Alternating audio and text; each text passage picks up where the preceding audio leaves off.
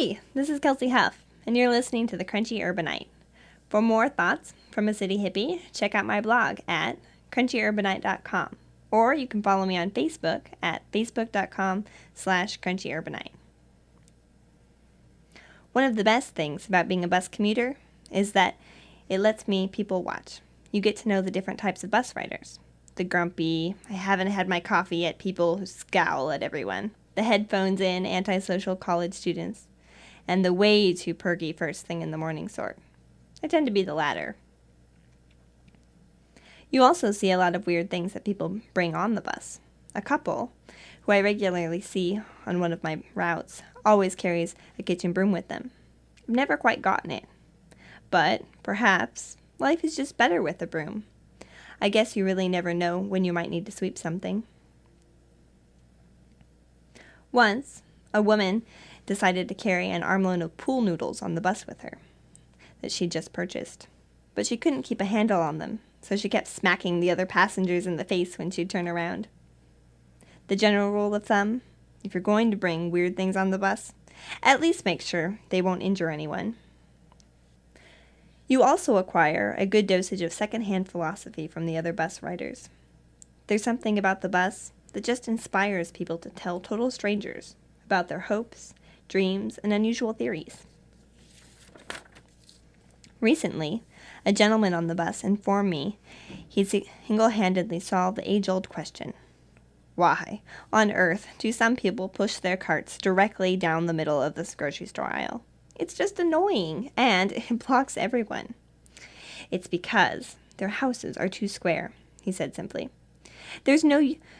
They're used to having lots of room on either side of them when they walk around, so they really can't help it.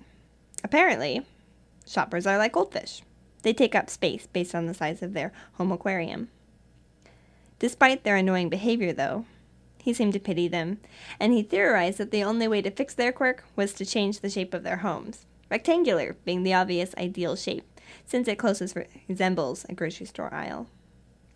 He also worried that if houses continued to be built so boxy, it could have more dangerous social repercussions, like people driving right down the middle of a road. This could be a serious issue.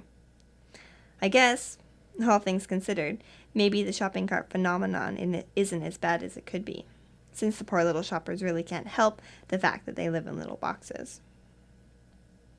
While traveling by bus, you also come face to face with unusual brands of paranoia. Well, you see, the man on the bus said, turning to me, I'm a 3D person. He said it the way someone might inform you that they're a banker, a hippie, or Republican, as if it would somehow explain why they like this, or why they do that, like it was no big deal. But the fact that he identified as being three-dimensional only brought with it more questions. Like, did you forget to take your medicine this morning? They are trying to discourage me, he continued in a low, paranoid voice. The one-dimensional people, they're trying to bring me down. Taking the bus can also help you understand that when you gotta go, you gotta go. A friend of mine was shocked and horrified after a bus rider who'd repeatedly begged the driver to pull over so that he could use the bathroom handled the situation by dropping his pants and peeing in the middle of the aisle. Public transportation also provides riders with a front row view of some unusual and highly ineffective mating rituals. Once, while on my way to work, a man awkwardly gave me a CD that he'd burned at home. He said he'd noticed that my book bag said the Beatles, so he thought I might like the Moondoggies, a local Seattle band, and, as a result, had burned me a CD. He had been carrying it around for days, hoping he'd see me again on the bus. The CD was, not so coincidentally, entitled, Don't Be a Stranger.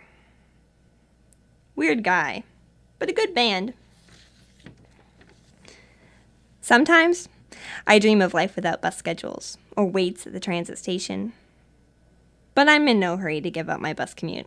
Life would be quite dull without it.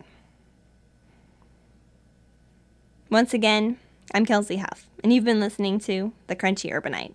For more urban misadventures, check out my blog at crunchyurbanite.com or follow me on Facebook at facebook.com/crunchyurbanite.